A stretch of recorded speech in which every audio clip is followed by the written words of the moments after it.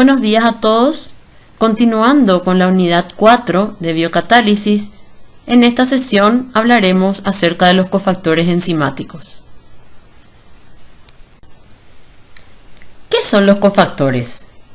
Un cofactor es un átomo, ion o molécula de naturaleza no proteica que participa en el proceso catalítico sin ser la enzima ni el sustrato. En general, los cofactores son especies de pequeño tamaño con relación a la enzima. Recuerden que la enzima es una macromolécula, una proteína. El cofactor generalmente es una especie pequeña, puede ser un átomo libre, un ion o bien una molécula orgánica que se une a la molécula de enzima, por lo general en el sitio catalítico, y participa de la catálisis. En algunos casos se une covalentemente a la enzima, en otros casos se une de una forma más lábil. También puede interaccionar con el sustrato, pero el punto es que el cofactor participa en la acción catalítica de la enzima. ¿Todas las enzimas necesitan cofactores? No. Hay enzimas que no requieren de un cofactor. En ese caso, la catálisis es llevada a cabo por los propios grupos R de los aminoácidos que están presentes en el sitio catalítico. ¿Cuál es la ventaja de usar cofactores? Es decir, ¿por qué algunas enzimas necesitan cofactores? Los cofactores le confieren a la enzima atributos especiales y esenciales para la acción catalítica. Es decir, algunas reacciones requieren de ciertos grupos o especies químicas que no podemos encontrar en el grupo R de ningún aminoácido. Por tanto, tiene que ser otra molécula la que aporte ese grupo. En ese caso sería el cofactor.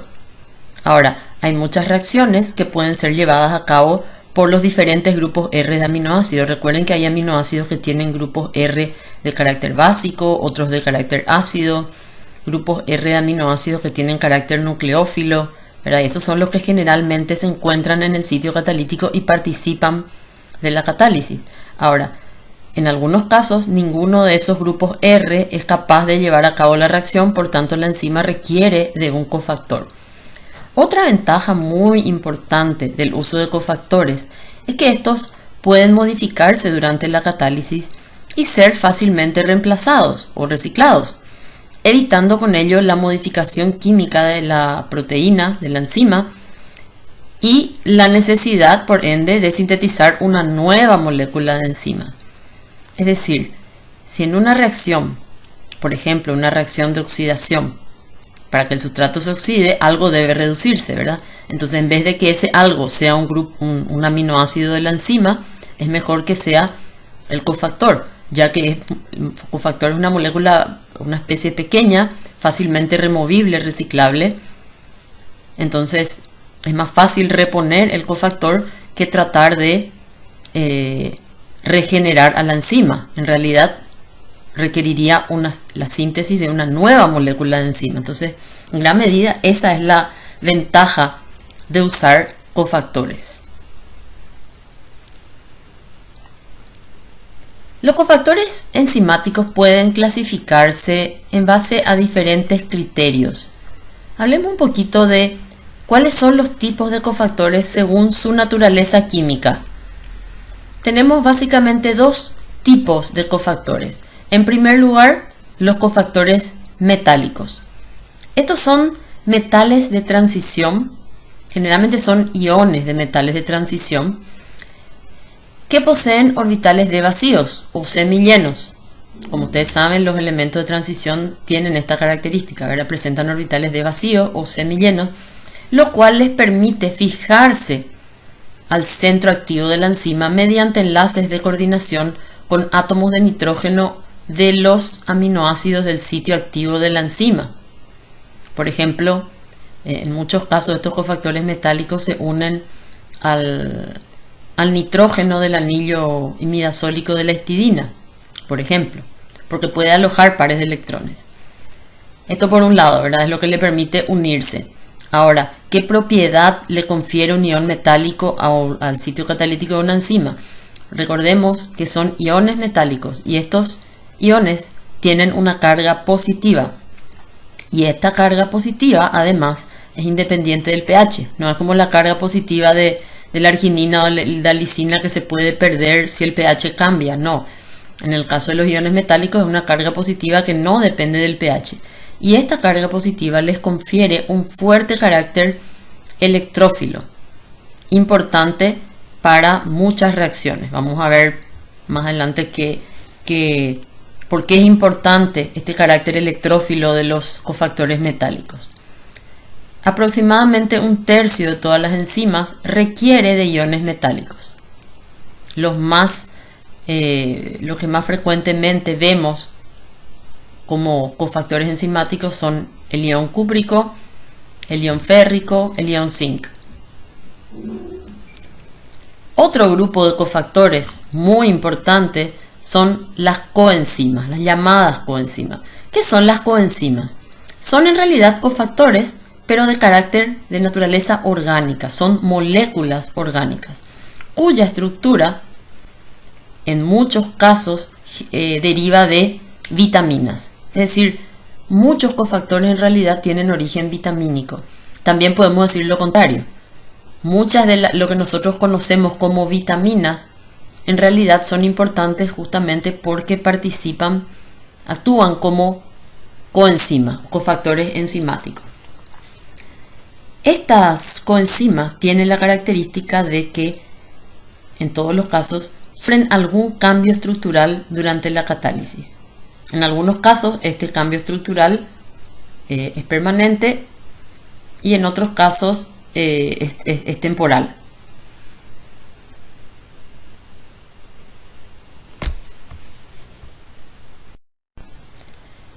Los cofactores pueden clasificarse también según la forma en que participan de la reacción.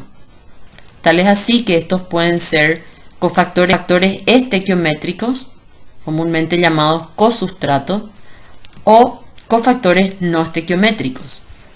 Los cofactores estequiométricos llamados cosustratos son aquellos que se modifican durante la reacción, es decir, se consumen y por tanto requieren de otra enzima para volver a su estado original. Como estos factores se consumen, en realidad están actuando como sustratos y por ende aparecen en la estequiometría de la reacción. Ejemplos de estos cofactores son el NAD, el ATP, el FAT y la coenzima A. Van a ver que cuando hagamos la estequiometría de las reacciones, en muchos casos van a encontrarle a estos cofactores como si fueran sustratos, por eso que se les llama de esa forma. Después están los cofactores no estequiométricos. Son aquellos que no se modifican, es decir, no se consumen durante la reacción, por tanto no aparecen en la reacción neta. Cuando decimos que no se modifican, en realidad nos referimos a que no hay modificación, no hay cambio neto. Es decir, se pueden modificar temporalmente, pero al finalizar la reacción se recuperan en su forma original. Ejemplos de estos cofactores son la biotina, la tiamina pirofosfato, el piridoxalfosfato, la panteteína o metales como el zinc.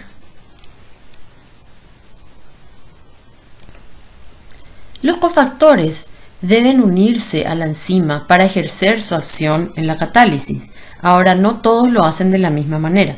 Hay cofactores que se unen a la enzima solo temporalmente y por uniones débiles, y hay otros que permanecen fuertemente unidos a la enzima. Entonces, basados en este criterio, podemos clasificar a los cofactores en cofactores difusibles, que son aquellos que se encuentran en disolución y se unen solo débilmente a la enzima durante la reacción y luego se desprenden de ella. Entre estos cofactores tenemos al NADPH, ascorbato, ATP y coenzima A. Y por otra parte, los cofactores unidos fuertemente a la enzima.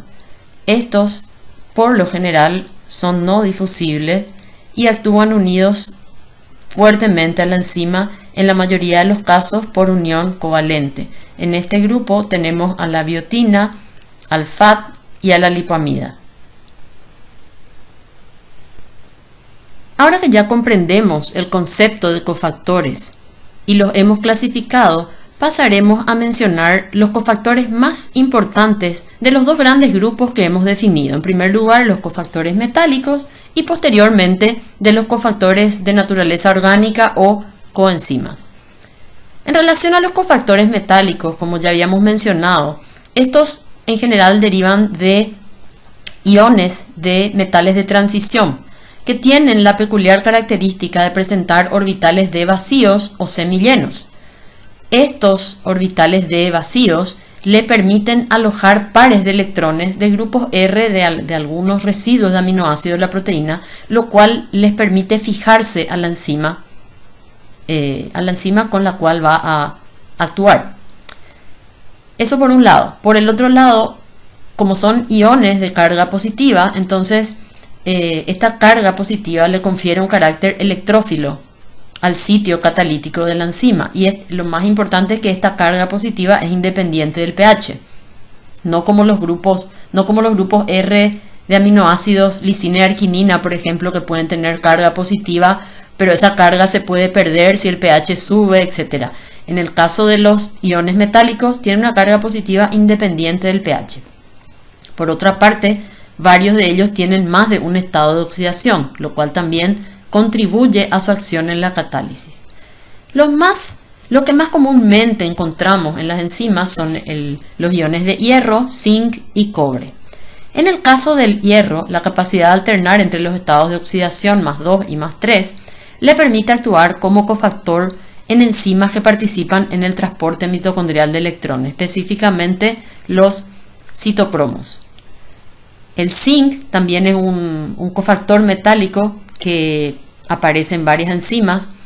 Su carga positiva le confiere un fuerte carácter electrófilo que permite orientar correctamente el sustrato por un lado y fijarlo en el sitio catalítico, y por el otro esta misma carga positiva le permite polarizar la molécula de agua y hacerla más reactiva en reacciones en las que el agua es la que va a realizar la reacción, por ejemplo en reacciones de hidrólisis.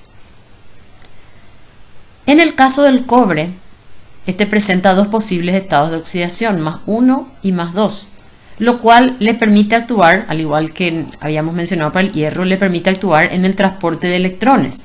El cobre es cofactor de una enzima que participa en el transporte de electrones, que es la citocromo C oxidasa.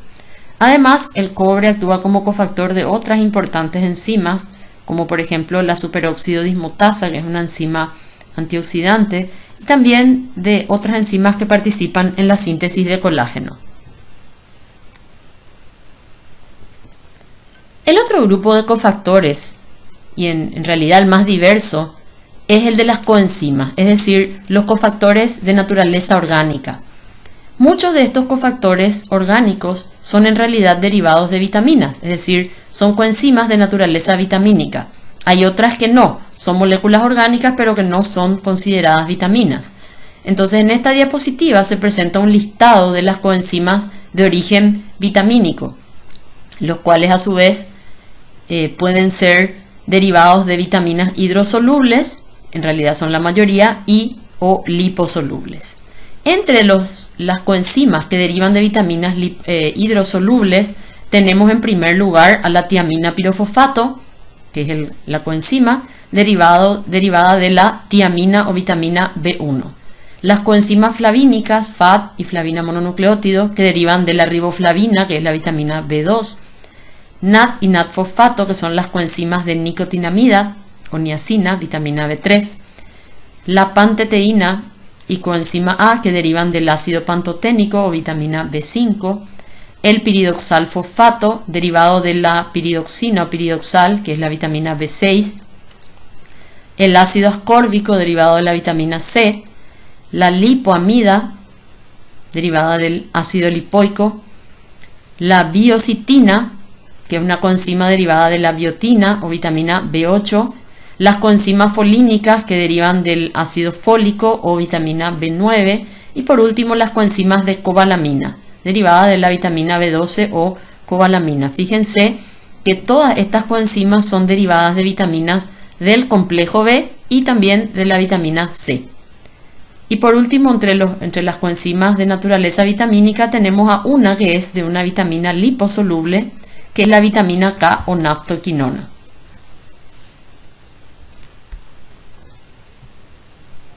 Aquí tenemos una lista de las coenzimas de naturaleza no vitamínica, entre las cuales podemos listar el hemo, que está presente en hemoenzimas y citocromos. Aquí se menciona dónde están o qué reacción catalizan. Los complejos sulfoférricos, que forman parte de las proteínas ferredoxina. Las quinonas, que forman parte del sistema de transporte de electrones mitocondrial y también de la fotosíntesis en vegetales. El glutatión, que es un cofactor redox, transportador de aminoácidos. El ATP, que participa en la transferencia de fosfato y o energía. El UTP, como transferente de grupos glicosídicos. El PAPS, o fosfodenosil-fosfosulfato, que participa en la transferencia de grupos sulfato. El SAM, o adometionina, en la transferencia de grupos metilo. Y la carnitina, como un transportador de grupos acilo. A continuación, vamos a reconocer la estructura de las coenzimas más importantes y sus principales características. Comenzaremos hablando de los cofactores redox.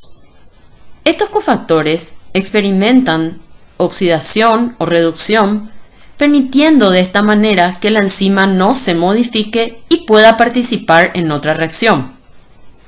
Los iremos agrupando según características peculiares que presentan estos cofactores. En primer lugar, tenemos al NAD o nicotinamida adenina dinucleótido, al NAD fosfato, al FAT o flavina adenina dinucleótido, a la flavina mononucleótido y a la tetrahidrobiopterina. Todos ellos presentan al menos un átomo de nitrógeno heterocíclico que les permite generar formas resonantes de baja energía. Debido a ello, pueden actuar como aceptores o dadores de hidruro, átomos de hidrógeno y o electrones en reacciones redox. Por ejemplo, en el caso del NAD, el NAD fosfato, el FAT y la flavina mononucleótido participan en reacciones de deshidrogenación. En el caso del NAD y el FAT pueden participar en reacciones de descarboxilación oxidativa y en el caso de la tetrahidrobiopterina en reacciones de hidroxilación. Tenemos también a los cofactores quinónicos y al ácido ascórbico.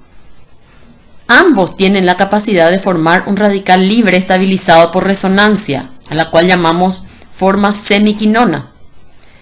Y esto le permite generar un estado de oxidación intermedio, lo cual a su vez les habilita para aceptar o donar electrones o átomos de hidrógeno de A1. El ácido lipoico y glutatión se caracterizan por presentar grupos tiol que pueden donar hidrógenos, ¿verdad? O bien aceptarlos, actuando entonces como oxidantes o reductores. Otro cofactor redox es el grupo hemo, que ya lo conocemos, que actúa como coenzima de los citocromos. Comencemos hablando de las coenzimas de nicotinamida, el NAD o nicotinamida adenina dinucleótido y el NAD fosfato, derivadas ambas de la vitamina B3. La estructura que se muestra corresponde al NAD o nicotinamida adenina dinucleótido, que es en realidad la coenzima que con mayor frecuencia vamos a encontrarla como cofactor de las enzimas deshidrogenasas del metabolismo oxidativo. Esta estructura incluye en su porción activa a la nicotinamida, que es la niacina o vitamina B3. Es decir, podemos decir que la coenzima NAD es un derivado de la vitamina B3 o niacina, cuya estructura química es la de una nicotinamida, porque deriva del ácido nicotínico. Entonces, la nicotinamida o vitamina B3 es la porción activa del NAD. Y fíjense que tiene una característica muy peculiar, que presenta un átomo de nitrógeno con carga positiva. Esta carga positiva del nitrógeno está deslocalizada en el anillo piridíneo, lo cual hace que los átomos de carbono de este anillo sean fuertemente electrófilos, es decir, atractores de electrones. Esta característica es lo que le confiere al NAD la tendencia a actuar como oxidante, como aceptor de hidruros. De eso hablaremos posteriormente. Bien, describiendo un poco la estructura del NAD, entonces está formado por la nicotinamida, la cual a su vez se encuentra unida por un enlace N-glicosídico al carbono 2 de una unidad de ribosa. A esta misma unidad de ribosa, a través del carbono 5, se encuentra unido un grupo fosfato. Entonces, si consideramos la nicotinamida como una base nitrogenada unida a ribosa y a un fosfato, lo que tenemos aquí entonces es un nucleótido, un mononucleótido o nucleótido monofosfato. A su vez, este grupo fosfato se encuentra unido a otro grupo fosfato, formando un pirofosfato, un puente pirofosfato. Este fosfato a su vez se une a otra unidad de ribosa a la cual se halla unida una base adenina. Por tanto, aquí tenemos otro nucleótido, un mononucleótido de adenina. Entonces, en esta estructura podemos observar dos nucleótidos unidos entre sí a través de un puente pirofosfato, un nucleótido de nicotinamida y un nucleótido de adenina. Es por eso que el nombre completo de la molécula es nicotinamida adenina dinucleótido, cuyas siglas son NAD, y el signo positivo se debe a la carga positiva del átomo de nitrógeno del anillo piridíneo de la nicotinamida.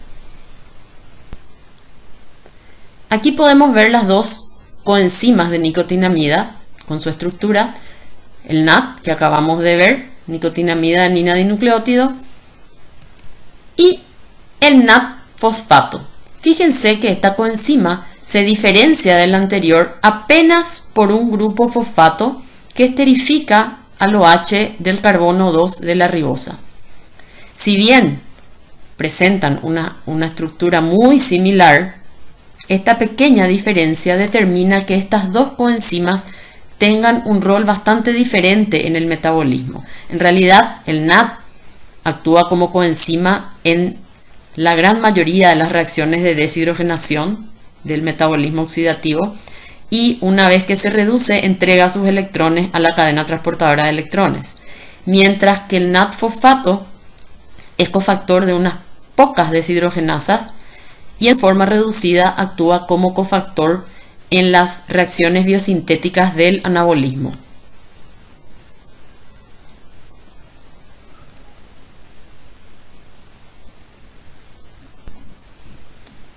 Ahora veremos de qué manera las coenzimas de nicotinamida se reducen en las reacciones catalizadas por deshidrogenasa. Aquí podemos ver la porción nicotinamida del NAD. Fíjense que en este anillo heterocíclico el átomo de nitrógeno tiene una carga positiva. Esta carga positiva está estabilizada por resonancia, el anillo, pero determina que los carbonos del anillo tengan mucha tendencia a ganar o atraer un ion hidruro, es decir, son electrofílicos. Entonces, ¿qué es lo que sucede cuando esta porción nicotinamida se une a dos electrones y un protón? El par de electrones que se une a este carbono determina la rotura del doble enlace. Entonces los electrones van y forman otro doble enlace aquí en esta posición, lo cual a su vez hace que se rompa el doble enlace carbono-nitrógeno y un electrón se ubique sobre el átomo de nitrógeno, el cual neutraliza entonces su carga, dando lugar a la forma reducida del NAD, que es el NADH. Fíjense entonces que aquí está el hidrógeno nuevo que entró. Este hidrógeno entró con un par de electrones. Un electrón se quedó aquí y el otro fue a parar sobre el átomo de nitrógeno que neutralizó su carga positiva. Entonces, esto es lo que sucede en todas las reacciones en las cuales participa el NAD como cofactor oxidante. Lo que difiere entre una reacción y otra es el origen de los electrones y el protón que reducen al NAD. Podemos decir que el NAD gana 2 electrones y un protón, o bien que gana un ion hidruro. Da lo mismo. Aquí tenemos un ejemplo de una reacción catalizada por el NAD. En realidad es un ejemplo genérico, ¿verdad? Habíamos dicho que el NAD actúa como cofactor oxidante en reacciones que implican fenómenos redox. En la mayoría de los casos, estas son reacciones de deshidrogenación. También participan reacciones de descarboxilación oxidativa o desaminación oxidativa. El ejemplo que se muestra es una reacción de deshidrogenación de un alcohol. Fíjense que este es un alcohol, que tiene un grupo OH, ¿sí? Entonces, este hidrógeno que está en rojo va a ir a parar al NAD en forma de ion hidruro. Aquí tenemos al NAD oxidado, fíjense, con su nitrógeno cargado positivamente. Ahora, en realidad, esta reacción se está mostrando en el contexto ya de la enzima. Para que este alcohol pueda donar el ion hidruro, debe perder antes un protón. Y eso es llevado a cabo por un residuo básico de la enzima. Entonces hay un grupo R de carácter básico en la enzima que sustrae un protón del alcohol, con lo cual queda una carga negativa sobre el oxígeno. Ese par de electrones viene a formar un doble enlace carbono-oxígeno, que es lo que vemos posteriormente aquí, ¿verdad? En el producto. Es decir, el grupo hidroxilo se convierte en carbonilo. Y al formarse este doble enlace, ahí se desprende el ion hidruro que va a parar al carbono electrofílico de la nicotinamida. Entonces, podemos ver aquí en el producto ya el ion hidruro unido a la nicotinamida. Al unirse el ion hidruro, se rompe este doble enlace que se transfiere a los carbonos contiguos, ¿verdad? El doble enlace viene aquí y a su vez, al formarse este doble enlace, se rompe el siguiente doble enlace y un electrón va a localizarse sobre el átomo de nitrógeno que queda neutro. Entonces, al mismo tiempo que el grupo hidroxilo se convierte en grupo carbonilo, el NAD oxidado se reduce convirtiéndose en NADH.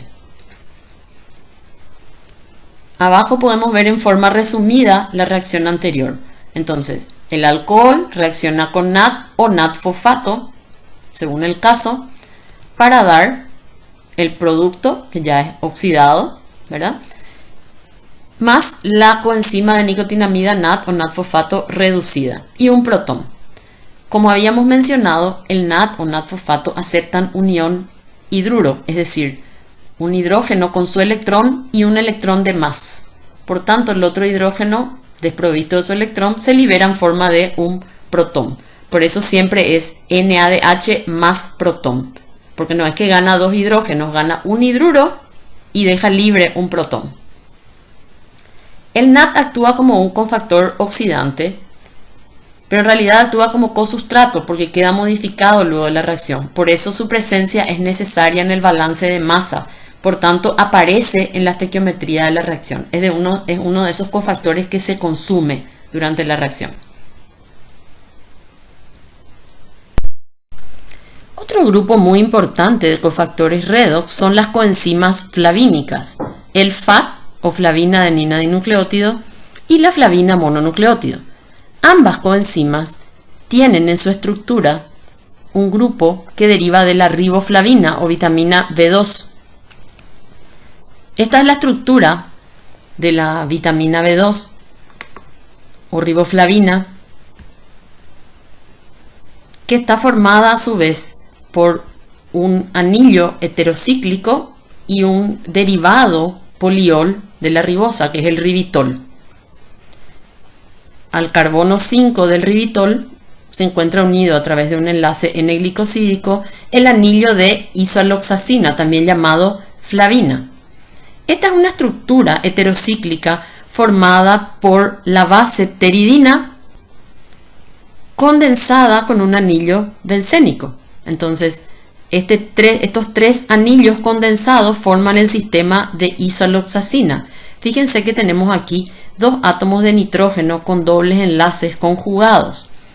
Estos átomos de nitrógeno tienen capacidad de aceptar hidrógeno y reducirse, y eso es lo que le confiere a esta estructura la capacidad de actuar como aceptor o dador de hidrógeno en reacciones de deshidrogenación.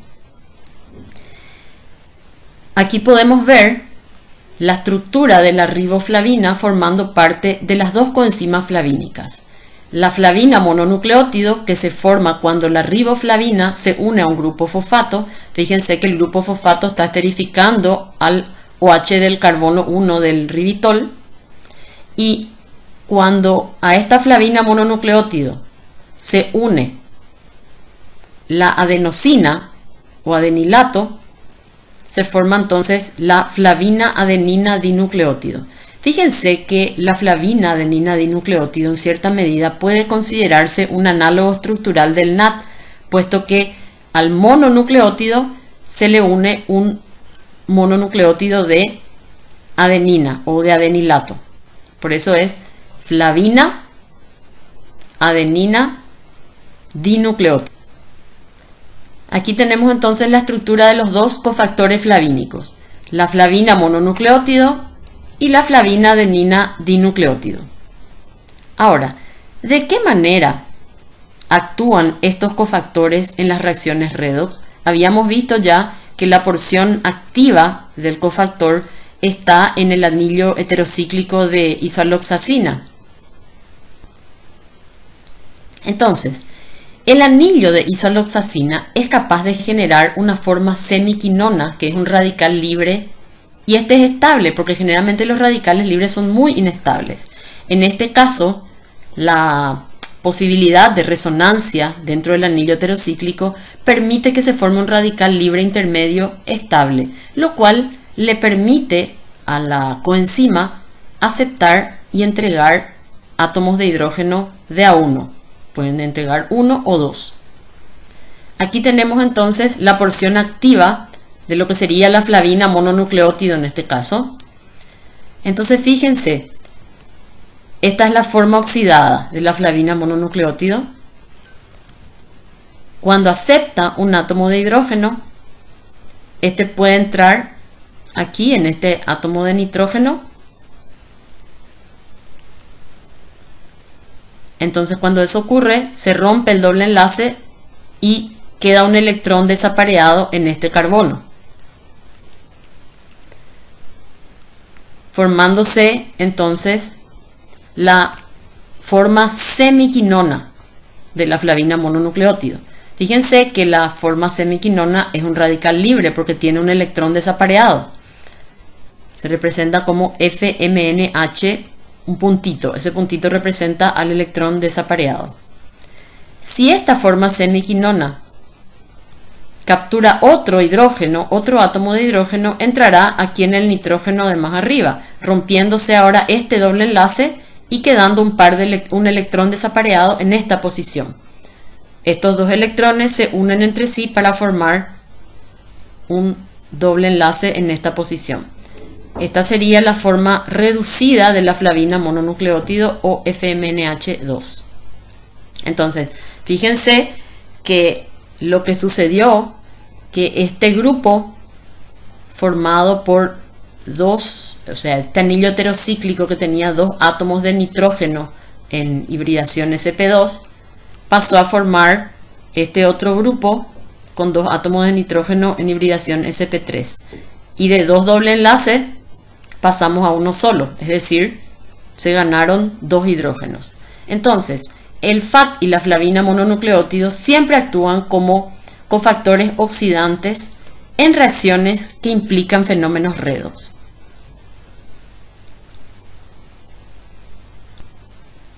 Aquí podemos ver una típica reacción de deshidrogenación en la que participa el cofactor FAT o FAD. Es la deshidrogenación del succinato por la flavoproteína succinato deshidrogenasa. Esta estructura corresponde al ácido succínico, un ácido dicarboxílico saturado. La enzima succinato deshidrogenasa sustrae dos hidrógenos de los carbonos del carbono 2 y del carbono 3 y los transfiere al FAT para formar FADH2 y como producto ácido fumárico. Fíjense que lo que ocurrió es que al perder estos dos átomos de hidrógeno se formó un doble enlace. El ácido fumárico es el transbutenodioico, un ácido dicarboxílico insaturado. Fíjense que la reacción en cierta medida sería similar a las deshidrogenaciones catalizadas por el NAD. La diferencia es que el NAD retira iones hidruro de átomos de carbono unidos a heteroátomos, por ejemplo, a un carbono unido a OH, o sea, deshidrogenación de un alcohol, por ejemplo, ¿verdad? Para dar un aldehído o cetona. En el caso del FAT, retira átomos de hidrógeno de carbonos contiguos y carbonos que no están unidos a heteroátomos. Este FADH luego se reoxida para regenerar el FAT. Estos electrones pueden ser entregados ya sea a la cadena transportadora de electrones, como es en el caso de esta reacción, ¿verdad? De la succinato deshidrogenasa, que forma parte del complejo 2 de la cadena respiratoria, o bien pueden ser entregados a otro cofactor soluble, dado que el FAT, debemos recordar que el FAT es un cofactor que se encuentra unido fuertemente a la enzima, es decir, no se desprende. Otro cofactor soluble es el que recicla el FAT, reoxidándolo.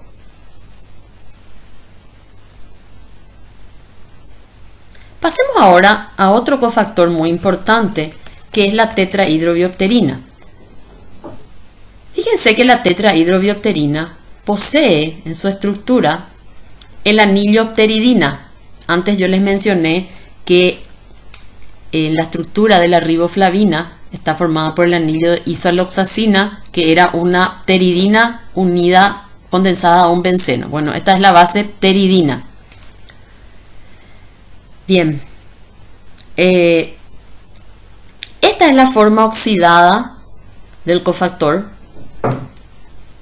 que es la dihidrobiopterina. La pteridina tendría un doble enlace aquí también, ¿verdad? Entonces esta es la forma parcialmente reducida, que es la 7,8 dihidrobiopterina. Cuando esta dihidrobiopterina recibe dos hidrógenos del NADPH, que es un cofactor reductor, se forma la tetrahidrobiopterina, o 5, 6, 7, 8 tetrahidrobiopterina o BH4. Esta tetrahidrobiopterina puede funcionar como dador o donante de hidrógenos, principalmente en reacciones de hidroxilación. El ejemplo más común de acción de la tetrahidrobiopterina es en la hidroxilación de fenilalanina para dar tirosina. De esa reacción hablaremos más adelante.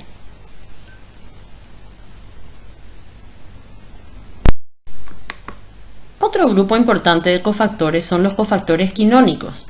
Los cofactores quinónicos se denominan así porque presentan en su estructura un grupo quinona que deriva de la oxidación de compuestos difenólicos. Una quinona consiste en una estructura de diona cíclica totalmente conjugada. Estos dobles enlaces de los grupos carbonilo están conjugados con los dobles enlaces del anillo, es decir, esta es una estructura que presenta el fenómeno de resonancia.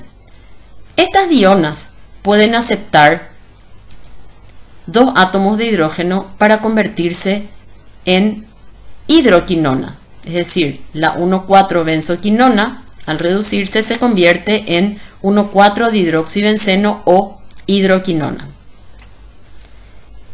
Durante esta reacción hay una molécula reducida o un sustrato reducido que se oxida donando un par de hidrógenos. Ahora, lo interesante en este tipo de compuestos es que la presencia de esta estructura de dobles enlaces conjugados permite que los hidrógenos se capten de a uno, pudiendo formar una forma intermedia, que vamos a ver después, que se conoce como semiquinona, que presenta un electrón desapareado, es decir, es un radical libre, pero un radical libre estabilizado por resonancia. Entonces eso es lo que caracteriza a los cofactores quinónicos. El más importante y de interés para nosotros es la ubiquinona, llamada también coenzima Q. Aquí abajo presentamos la estructura de la ubiquinona o coenzima Q. Fíjense que presentan su estructura el anillo de quinona y un grupo R que está constituido por una cadena de polisopreno. Concentrémonos en lo importante que es la estructura del anillo quinona. Habíamos visto que las quinonas pueden aceptar átomos de hidrógeno de A1. Entonces, cuando acepta un primer átomo de hidrógeno, fíjense que este átomo de hidrógeno se va a unir aquí a este átomo de oxígeno, generando esta estructura intermedia que se conoce como ubisemiquinona o coenzima QH, es decir, la coenzima Q parcialmente reducida. ¿Qué es lo que sucedió aquí? Este átomo de hidrógeno se unió al oxígeno, este doble enlace se rompió y vino aquí, a esta posición, pueden observar en el compuesto de al lado. Al formarse este doble enlace, se rompió este y se trasladó aquí, a esta posición, y al formarse este doble enlace, se rompió este otro, y un electrón vino a parar a este átomo de oxígeno, quedando como un electrón desapareado, formándose entonces la ubisemiquinona, que es un radical libre, pero es un radical libre estable. ¿Por qué es estable? Porque está estabilizado por resonancia. Generalmente los radicales libres son muy inestables. Entonces, eso es lo que tiene de peculiar la quinona, que puede formar radicales libres estables. Esta ubisemiquinona puede ahora ganar un segundo átomo de hidrógeno y este se va a unir aquí al oxígeno que tenía el electrón desapareado, formando o generando la forma totalmente reducida de la coenzima Q llamada ubiquinol.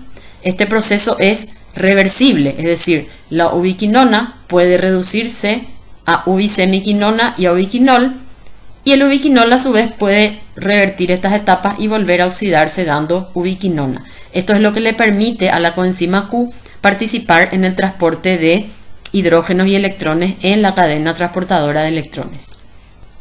Otro cofactor redox importante es el ácido ascórbico, más conocido como vitamina C. El ácido ascórbico tiene una estructura de lactona, acuérdense que las lactonas son ésteres intramoleculares, con dos grupos OH unidos a carbonos unidos entre sí por un doble enlace. Esta estructura característica del ácido ascórbico puede fácilmente oxidarse, ¿sí?, transfiriendo dos átomos de hidrógeno a un sustrato que se reduce, formando el ácido dehidroascórbico. Fíjense aquí que los dos grupos alcohol o hidroxilo se convierten a grupos carbonilo. Sería algo más o menos opuesto a lo que veíamos cuando se reducía la quinona a hidroquinona.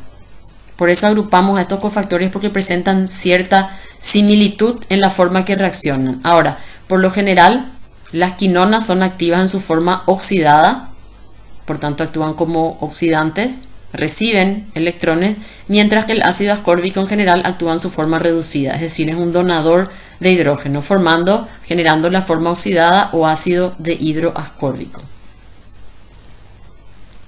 Es un cofactor soluble y actúa generalmente como agente reductor. De esta reacción, o sea, esta reacción explica la función antioxidante de la vitamina C. Todos le conocemos a la vitamina C como un potente antioxidante, ¿verdad? Entonces, esta es la reacción que explica el poder antioxidante de la vitamina C. Además, al igual que decíamos en el caso de las quinonas, la vitamina C puede donar también un hidrógeno generando un radical libre estable. De hecho, eso es lo que caracteriza a los compuestos antioxidantes. Otro cofactor del cual vamos a hablar es la lipoamida. Este cofactor deriva del ácido lipoico, cuya estructura es la que se muestra abajo.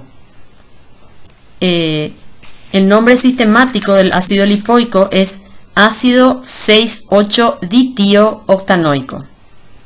Lo de ditío tiene que ver con este puente disulfuro que podemos observar que es de hecho la porción activa de la molécula.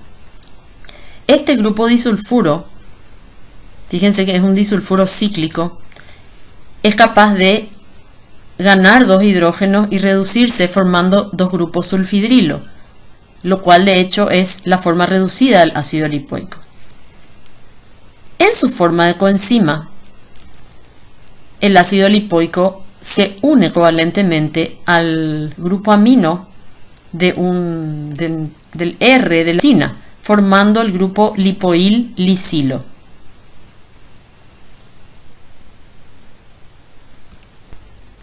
Aquí podemos ver al ácido lipoico unido a través de su grupo carboxilo al R-amino de una lisina. Esto es parte de la enzima, ¿verdad? Formando un enlace amida. Por eso, en su forma de coenzima, el ácido lipoico está como lipoamida. Bien, fíjense que esta lipoamida funciona como un brazo que se puede mover, que puede oscilar de un lado a otro de la enzima. Cuando conozcan las reacciones en las que participa la lipoamida, van a ver que es muy importante esa movilidad que presenta el brazo de lipoamida. Esta porción de disulfuro entonces puede actuar como oxidante, es decir, puede sustraer dos hidrógenos de un sustrato, generando la forma reducida, que es la dihidrolipoamida. Entonces la lipoamida generalmente funciona como un cofactor oxidante. El ejemplo más común de la participación de la lipoamida es como parte de la enzima piruvato deshidrogenasa. Este es un cofactor que actúa unido fuertemente a la enzima.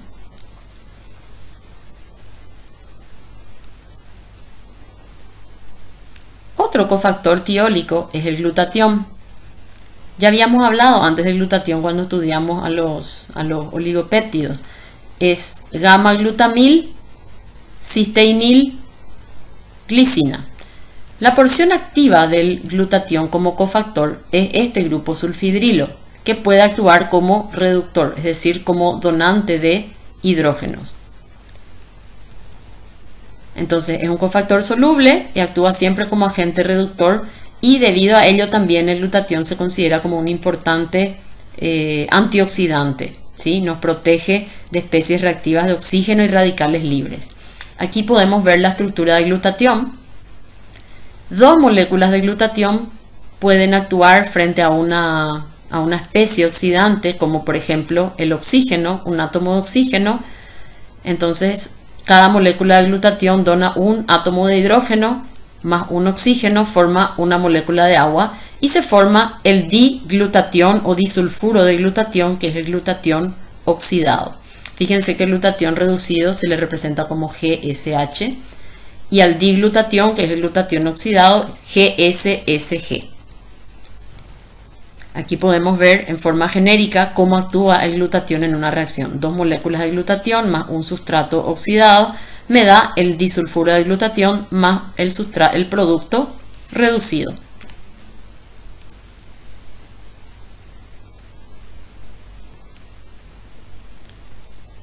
Otro cofactor redox es el grupo hemo. Al grupo hemo ya lo conocemos muy bien, está formado por un anillo de protoporfirina con varios sustituyentes, dentro del cual se encuentra coordinado un átomo de hierro en estado de oxidación +2. Como coenzima, es el cofactor de un grupo muy importante de enzimas que participan en la cadena transportadora de electrones, que son los citocromos. Estas enzimas, estas proteínas, que son los citocromos, pueden participar del transporte de electrones en virtud de la capacidad del ion ferroso de alternar entre dos estados de oxidación, hierro +2 y hierro +3. Entonces pueden aceptar electrones. Cuando está en forma +3, acepta electrones, se reduce a hierro +2 y luego cuando dona el electrón pasa nuevamente a hierro +3. Entonces la porción activa del grupo hemo es el átomo de hierro central. Aquí podemos ver la estructura, un modelo que representa la estructura de un citocromo, y en el centro, en la porción hidrófoba de la enzima, se encuentra el grupo hemo con el átomo de hierro central. Una observación importante, fíjense que el hemo también constituye el grupo prostético de la hemoglobina. Ahí no hablamos de cofactor porque la hemoglobina no es una enzima, es un grupo prostético. Y en ambos casos el hierro es el sitio, digamos, activo o fundamental para la acción de la proteína. En el caso de la hemoglobina es para fijar el oxígeno. En el caso de los citocromos es para el transporte de electrones. Ahora hay una gran diferencia que es importante que la tengan en cuenta. En la acción de fijar oxígeno de la hemoglobina, el hierro liga oxígeno pero no cambia su estado de oxidación. Es decir, siempre actúa como ion ferroso. Recuerden que cuando el hierro de la hemoglobina se oxida a +3, eso inutiliza a la hemoglobina, se convierte en hemina. Mientras que en el caso de los citocromos, sí, la acción catalítica de los citocromos depende de la alternancia de este ion de hierro entre sus dos estados de oxidación, +2 y +3. Pasemos ahora al otro grupo de cofactores, aquellos que no participan en reacciones redox, es decir, que su acción no consiste en oxidarse o reducirse. Estos en general participan en la transferencia de diferentes grupos, en algunos casos como activadores de intermediarios metabólicos, o sea, portadores de sustratos activados, o bien suministrando energía a una reacción. Estas diferentes acciones corresponden a estos cofactores.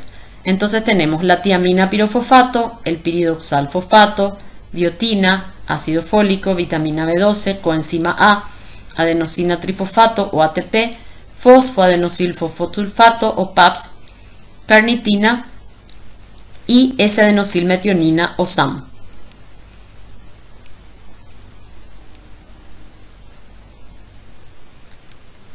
Comencemos hablando de la tiamina pirofosfato, cuyas siglas son TPP. La tiamina pirofosfato es una coenzima derivada de la tiamina o vitamina B1. Si nos fijamos en la estructura de la coenzima y de la vitamina de la cual procede, podemos verificar que la tiamina pirofosfato se forma cuando el OH de la tiamina reacciona con pirofosfato para dar la coenzima activa que es el TPP. La estructura de esta coenzima se caracteriza por la presencia de dos anillos. Un anillo aminopirimidina, que es el que vemos a la izquierda. Si ustedes se fijan, tiene la característica de una base pirimidínica. Y otro anillo tiazol, al cual se une mediante un puente metileno. Este anillo tiazol, fíjense que se parece mucho al imidazol de la histidina. La única diferencia es que un nitrógeno está reemplazado por azufre. De ahí viene el nombre tiazol. Este anillo tiene la peculiaridad de que porta una carga positiva sobre el átomo de nitrógeno.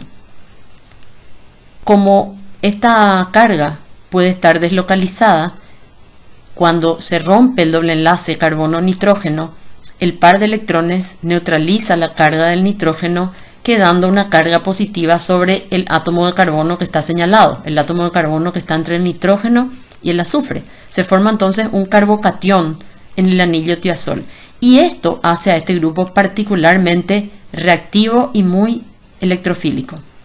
Entonces por eso, eso es lo que le confiere actividad a la tiamina pirofosfato como cofactor.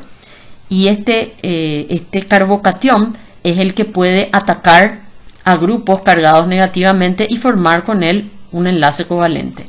Debido a ello, la tiamina pirofosfato actúa como un transportador transitorio de grupos aldehído o también grupos hidroxietil. Este último, por ejemplo, es el caso que se da en la enzima piruvato deshidrogenasa, la enzima que descarboxila el piruvato para formar acetilcoenzima A.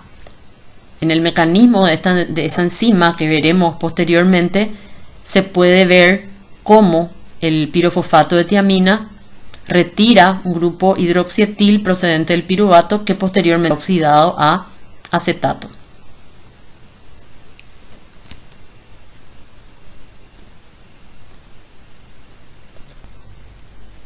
Otro cofactor muy importante es el piridoxal fosfato derivado de la piridoxina o vitamina B6. La estructura que vemos corresponde a la piridoxina. El piridox viene de piridina. Fíjense que este es el anillo piridina, ¿verdad? Solo que aparte tiene sustituyentes, ¿verdad? Hidroxilo y metilo. Entonces esta es la piridoxina. Cuando este carbono que vemos aquí se oxida, se forma el piridoxal, el carbono 4' de la piridoxina. Bien, esta es la forma, digamos, activa de la vitamina, el piridoxal. Y para formar la coenzima, este piridoxal debe esterificarse con un grupo fosfato. En realidad es el carbono 5 del piridoxal, 5' del piridoxal, el que esterifica con un fosfato para formar el 5' piridoxal fosfato, cuyas siglas son PLP. Entonces esta es la coenzima activa, el piridoxal fosfato o PLP.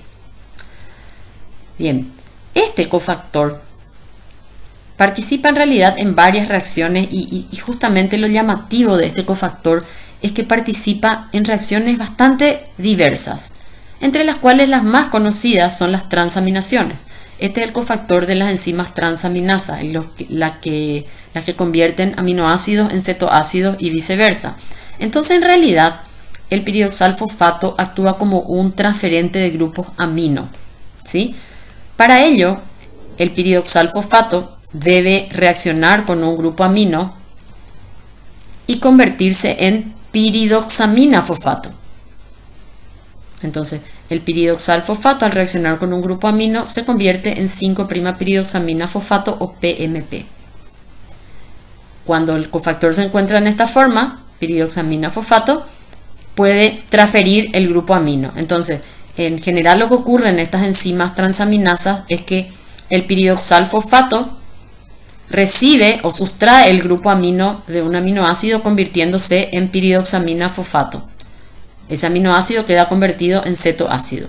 Posteriormente, la piridoxamina fosfato reacciona con un cetoácido convirtiéndolo en aminoácido. Entonces, actúa como un transferente de grupos amino, siendo cofactor de las transaminasas o aminotransferasas. Otro cofactor muy importante es la biotina. Esta es la estructura de la biotina, que está conformada por un anillo ureido imidazolínico. Se llama ureido porque fíjense que esta es la estructura de la urea. De hecho, esta es la porción activa del cofactor. Bueno, esta en realidad es la vitamina. Entonces, el anillo ureido imidazolínico condensado con un anillo tetrahidrotiofeno, ¿sí? El tiofeno tiene dos dobles enlaces aquí, entonces por eso este es el tetrahidrotiofeno. Entonces son dos anillos condensados unidos a una cadena de ácido valérico. El ácido valérico es un ácido carboxílico de 5 carbonos. Entonces aquí tenemos la estructura de la biotina o vitamina B8 y esta es una de las coenzimas que actúa fuertemente unida a la enzima. El grupo carboxilo del ácido valérico se va a unir a un residuo de lisina de la enzima. Aquí se muestra la porción activa de la biotina, que es uno de los átomos de nitrógeno. Bien, como decíamos entonces, la biotina se une covalentemente a un residuo de lisina de la enzima formando la biocitina o biotinilenzima. Aquí podemos ver entonces el grupo carboxilo unido al R-amino de la lisina formando un enlace amida. Entonces tenemos la estructura de la biotina, el grupo R de la lisina y esto es la proteína. Fíjense que la unión de la biotina a la enzima es análoga a la que veíamos con el ácido lipoico. Recuerdan que el ácido lipoico también, el grupo carboxilo, formaba un enlace amida con un grupo R-amino de la lisina. Bueno, de esa misma manera se une la biotina. Hasta ahora vimos 3 cofactores que actúan unidos fuertemente a la enzima. El FAT, flavina adenina de nucleótido, el ácido lipoico en forma de lipoamida y la biotina en forma de biocitina.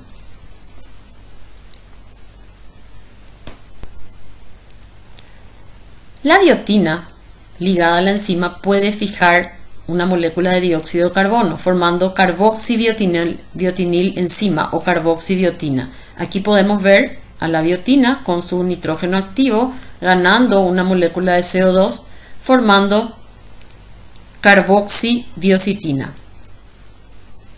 Entonces, posteriormente, esta carboxibiotina o carboxidiocitina transfiere ese grupo carboxilo a otro compuesto. Por eso la biotina es un cofactor de reacciones de carboxilación, o sea, es una coenzima de enzimas carboxilasas. Por ejemplo, en la reacción de conversión de piruvato en oxalacetato por la piruvato carboxilasa, que es una reacción de la gluconeogénesis, y así en otras varias.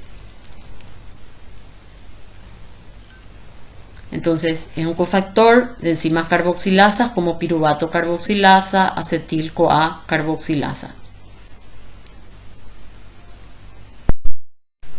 Otro cofactor muy importante que participa en transferencia de grupos es el ácido fólico o vitamina B9. Esta estructura que se muestra corresponde a la del ácido fólico y está formada por una base 2-amino-4-oxo-6-metilpterina o también llamada pteridina, que es la misma que aparece en la tetrahidrobiopterina y también como parte del anillo de isoaloxacina del FAT, como deben recordar. Esta base pteridina se une a través del carbono 9 a un ácido que es el ácido paraminobenzoico. La unión de la pteridina con el ácido paraminobenzoico conforma el llamado ácido pteroico. A su vez, este ácido pteroico se une mediante un enlace amida a un residuo de glutamato. En realidad puede ser uno o más, puede ser una cola de glutamato, se dice poliglutamato, puede ir de 1 a 6, y el conjunto del ácido pteroico más la cola de poliglutamato forma el ácido pteroil glutámico. Este es entonces el ácido fólico. Por eso van a encontrar en los libros que se habla de ácido fólico o ácido pteroil glutámico. Esta en realidad no es la forma activa del ácido fólico. Esta es la vitamina B9 o ácido fólico, pero en su forma oxidada. El sitio activo o los átomos que participan en el rol del ácido fólico como cofactor son el nitrógeno 5 y el nitrógeno 10, que aparecen en la estructura, los nitrógenos que están marcados en rojo. Ahora, como veremos posteriormente, esta estructura debe sufrir una hidrogenación para formar la forma activa del ácido fólico, que es el tetrahidrofolato.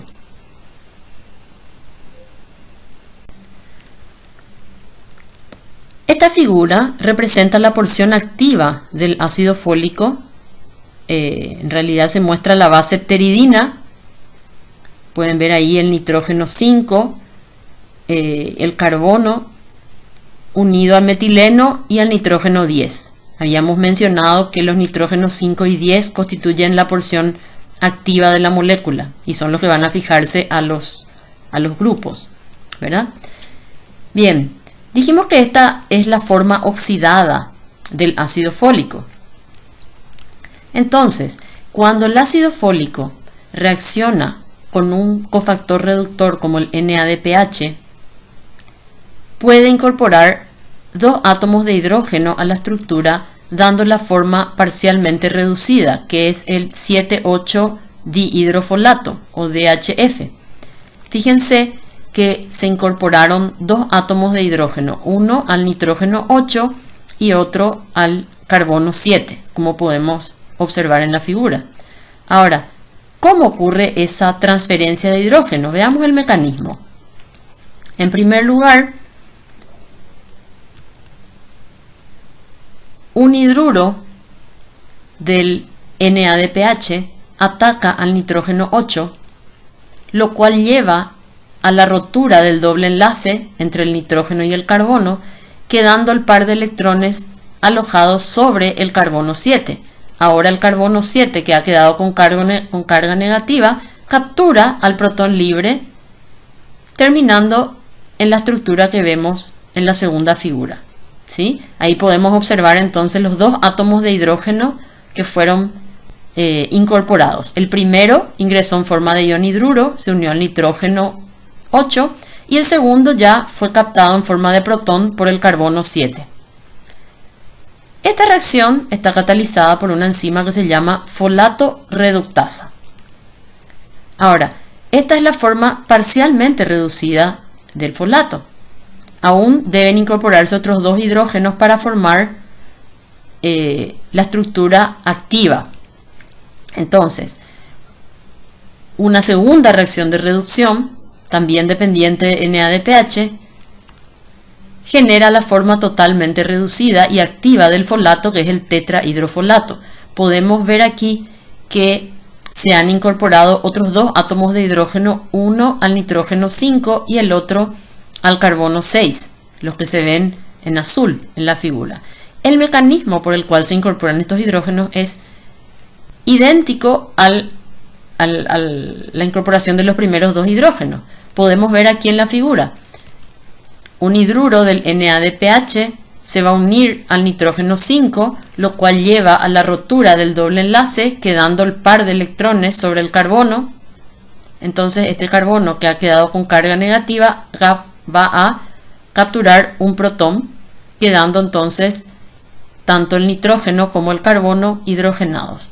Podemos ver entonces que a lo largo de las dos reacciones se han incorporado 4 átomos de hidrógeno procedente de 2 moléculas de NADPH para formar el tetrahidrofolato, cuyas siglas son THF. Esta es la forma activa del ácido fólico, no lo olviden. Esta segunda reacción está catalizada por la enzima dihidrofolato reductasa. Esta enzima es muy importante, no solo por la reacción que cataliza, que de hecho es importantísima, ¿verdad? Porque es la que permite generar las formas activas del folato, sino también porque es un blanco terapéutico, que es el blanco de ataque de la droga metotrexate. Tal vez habrán escuchado hablar, es un inhibidor competitivo de esta enzima, impide la utilización de ácido fólico. Es una droga que se utiliza como antitumoral y también como inmunosupresor. Podemos observar aquí entonces los dos átomos activos de la molécula de tetrahidrofolato, que son los nitrógenos 5 y 10 respectivamente. El tetrahidrofolato actúa como portador de grupos monocarbonados en diferentes estados de oxidación, excepto dióxido de carbono, es decir, puede transferir fragmentos monocarbonados en forma de metilo, de metileno, de metenilo, formimino, formilo. Es decir, que hay varias coenzimas de folato dependiendo de qué grupo se una a los nitrógenos 5 y 10. Veremos aquí dos ejemplos. El N10, formil tetrahidrofolato. Este es el grupo formil. Esta es la porción del... No se muestra toda la molécula, solamente la parte que se une, ¿verdad? Esta es una porción de la base pteridina y este sería el ácido paraminobenzoico. Nitrógeno 5, nitrógeno 10. Entonces tenemos N10, formil tetrahidrofolato. Al lado tenemos el N5, N10, metilén tetrahidrofolato. Este es el grupo metilén. Posteriormente, cuando lleguemos a metabolismo de aminoácidos, vamos a hablar con más detalle de las coenzimas de folato y cómo se interconvierten entre sí.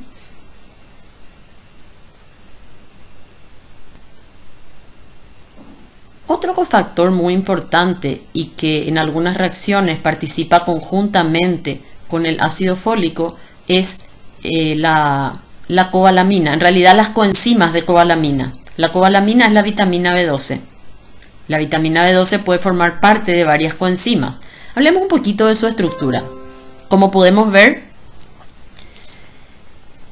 esto que vemos aquí probablemente les recuerde al anillo de protoporfirina del grupo hemo, ¿verdad? De hecho es el mismo anillo con otros sustituyentes, como pueden observar, ¿verdad? Fíjense que también está formado por 4 anillos pirrólicos, solo que en lugar de tener hierro en el centro del anillo tetrapirrólico, tiene un ion cobalto.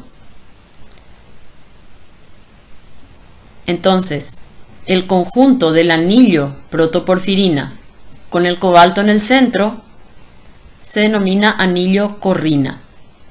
Este ion cobalto es hexavalente, hexacoordinado, es decir, puede alojar 6 pares de electrones. 4 de esas valencias están ocupadas por los pares de electrones de los nitrógenos pirrólicos. La quinta valencia de coordinación aloja el par de electrones de un átomo de nitrógeno de un nucleótido complejo de benzimidazol, que también forma parte de la estructura de la vitamina. Entonces, este nucleótido de benzimidazol, por un lado, está unido como sustituyente al anillo tetrapirrólico, pero además se une al cobalto a través de un átomo de nitrógeno. Y la sexta valencia de coordinación del cobalto está unida a un grupo R, y la naturaleza de este grupo R es lo que da origen a las diferentes coenzimas de cobalamina. Entonces, R puede ser un grupo metilo o un grupo ciano, hidroxi o 2-desoxiadenosil, y de ahí derivan las diferentes coenzimas de cobalamina. Tenemos así la metilcobalamina, cianocobalamina, hidroxicobalamina y 2-desoxiadenosil cobalamina.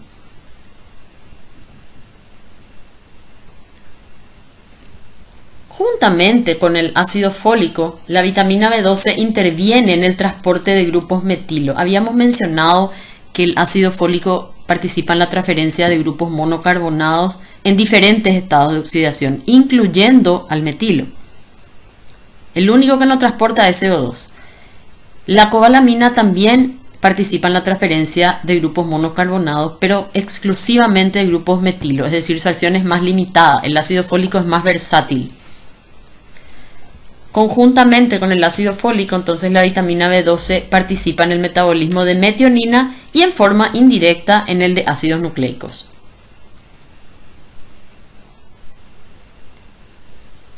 Tenemos también al ácido pantoténico, que es la vitamina B5. El ácido pantoténico forma parte de dos coenzimas muy importantes, la panteteína y la coenzima A. Está formado por la unión de beta-alanina, que es un beta-aminoácido. Fíjense que si este grupo amino estuviera aquí, sería la alanina normal, sería un aminoácido normal, pero en lugar de estar en el carbono alfa, está en el carbono beta, por eso es beta-alanina. Bueno, esta beta-alanina está unida mediante un enlace amida con un grupo ácido pantoico, que es el ácido 2,4-dihidroxi 3,3-dimetilbutírico. Entonces, la unión entre beta-alanina y ácido pantoico da el ácido pantoténico. Este ácido pantoténico, como decíamos, es precursor de dos coenzimas muy importantes, de la coenzima A, que le suelen ver como CoA, y del residuo de fosfopanteteína que forma parte del dominio ACP de la ácido graso sintasa. Es una enzima que participa en la síntesis de ácidos grasos, de la cual hablaremos posteriormente. Aquí podemos ver la estructura de la coenzima A, derivada del ácido pantoténico, es decir, la coenzima A entonces tiene como componente a la vitamina B5 o ácido pantoténico, cuya estructura es la que está señalada, ¿verdad? Aquí vemos la beta-alanina con el ácido pantoico formando el ácido pantoténico. A su vez, el ácido pantoténico está formando un enlace amida con una porción de cisteamina, que es esto que está marcado en celeste. La unión entre cisteamina y ácido pantoténico forma la panteteína.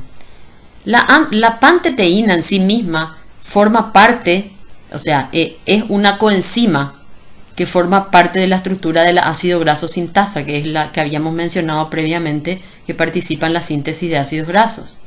Ahora, si la panteteína se une a un fragmento del ATP, que es el ADP o adenosina difosfato, el conjunto es la coenzima A. Entonces, la coenzima A está formada por el ácido pantoténico unido por un lado a la cisteamina y por el otro a una porción de ADP. Y aquí le tenemos a un cofactor muy conocido por ustedes y también súper importante, que es la adenosina trifosfato o ATP. Estoy segura de que ya lo conocen. Fíjense que el ATP tiene la estructura de un nucleótido, una base nitrogenada, adenina, unida mediante enlace glicosídico a una ribosa, a la cual se unen también 3 grupos fosfato. Por eso que el nombre es adenosina trifosfato. Este cofactor, bueno, más que como cofactor, se lo conoce como moneda energética de la célula porque se sabe que la hidrólisis del ATP genera una gran cantidad de energía. De hecho, el ATP es conocido como una molécula rica en energía. Por tanto, su hidrólisis permite impulsar reacciones endergónicas. ¿Qué implica la hidrólisis? ¿Qué es lo que se hidroliza? En realidad, lo que se hidroliza en la molécula de ATP son los 2 enlaces ricos en energía que acabamos de señalar. Entonces, cuando se hidrolizan estos enlaces, hay una gran liberación de energía, es decir, la hidrólisis de estos enlaces es altamente exergónica. Y la energía liberada se utiliza para impulsar alguna reacción endergónica. Este es el principio del acoplamiento de reacciones que ustedes ya conocen. El ATP, además, actúa como transferente de varios grupos, o sea, no solamente puede proporcionar energía a las reacciones, sino transferir grupos.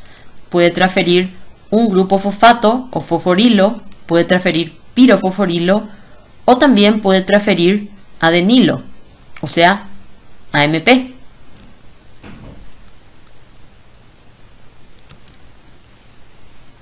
El ATP también participa en la síntesis de varios cofactores como NAD, NADP, FAT, coenzima A, etc. Se habrán dado cuenta, se habrán fijado de que todos estos cofactores que acabamos de mencionar tienen como parte de su estructura una porción procedente del ATP, es decir, que el ATP se utiliza para la síntesis de esos cofactores.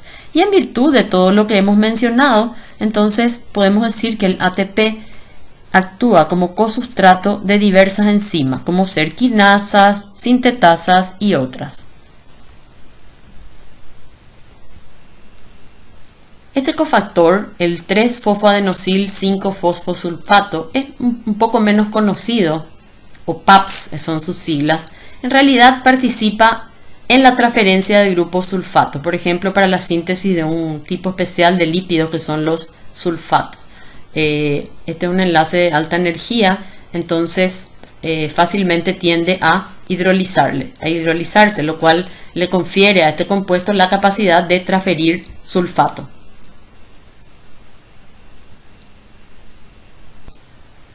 Nos queda hablar de 2 últimos cofactores.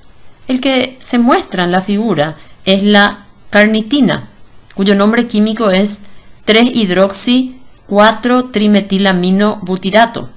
Se conoce también como L-carnitina, debido a que es el estereoisómero L. Si se fijan en la estructura de la carnitina, es una amina cuaternaria, sintetizada en el hígado a partir de 2 aminoácidos esenciales, la lisina y la metionina. La porción más importante de este aminoácido modificado es el OH que presenta en la posición 3, que es capaz de esterificar con grupos acilo. De hecho, la carnitina se utiliza como transportador de ácidos grasos al interior de la mitocondria para que estos sean posteriormente oxidados por el mecanismo de beta oxidación. Entonces es un portador de ácidos grasos. Entonces recuerden, el OH de la carnitina se esterifica con los grupos acilo de los ácidos grasos. Otro cofactor, y el último del cual vamos a hablar, es el S-adenosilmetionina o SAM. También se le suele representar con las siglas ADOMET. Este cofactor se forma a partir de la metionina. Si ustedes se fijan del lado izquierdo, la estructura corresponde al aminoácido metionina. Por reacción entre la metionina y el ATP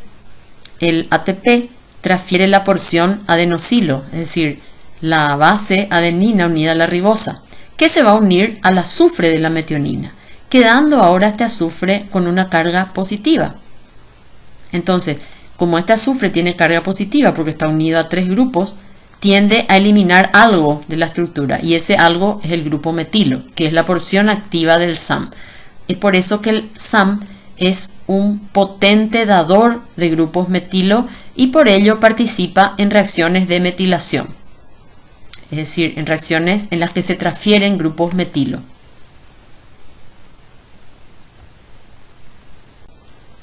De todos los cofactores que hemos estudiado en esta clase, hay algunos que son ampliamente utilizados en las reacciones metabólicas, realizando la misma o diversas funciones. Es decir, algunos están ampliamente distribuidos en muchas enzimas similares o diferentes. Sin embargo, hay otros cofactores que solo participan en un tipo de reacción y con muy pocos sustratos conocidos. En el primer caso podemos mencionar como ejemplo el NAD. El NAD, nicotinamida adenina dinucleótido, actúa como un cofactor oxidante en diversas reacciones redox, principalmente en reacciones de deshidrogenación, pero no solamente, también actúa en reacciones de descarboxilación oxidativa y desaminación oxidativa, es decir, es un factor ampliamente utilizado por las enzimas del metabolismo. Otro cofactor que se comporta de esta manera es el piridoxal fosfato. Actúa en una diversidad de procesos, pero además de manera diferente, en reacciones que parecieran no tener ninguna similitud entre sí. Por ejemplo, participa en reacciones de transaminación, como ya hemos mencionado, pero además también en reacciones de descarboxilación de aminoácidos, alfa-beta eliminación y también en la degradación del glucógeno. Es decir, son reacciones totalmente diferentes entre sí, lo cual demuestra la gran versatilidad de la estructura de este cofactor. Entre los cofactores que están poco extendidos entre las enzimas del metabolismo, podemos mencionar, por ejemplo, a la biotina.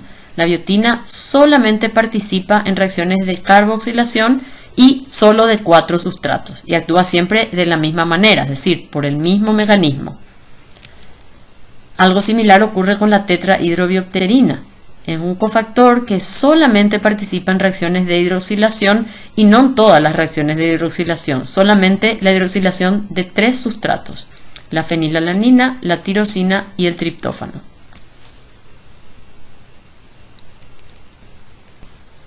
Y para finalizar, haremos una recapitulación de todos los cofactores que hemos estudiado en la clase de hoy, indicando el tipo de reacción en las que participan.